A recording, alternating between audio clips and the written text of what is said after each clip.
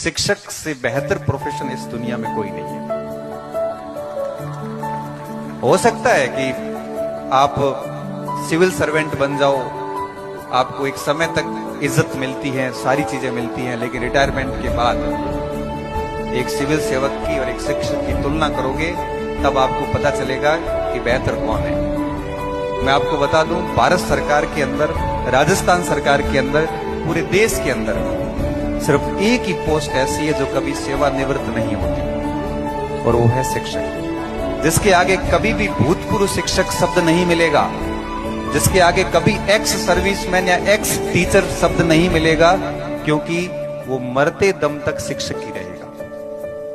80 साल की उम्र में भी उस शिक्षक की उतनी रेपुटेशन होती है जितनी वो जब लगा था उस समय थी। उसकी इज्जत समय के साथ में, ज्ञान और अनुभव के साथ में बढ़ती जाती है।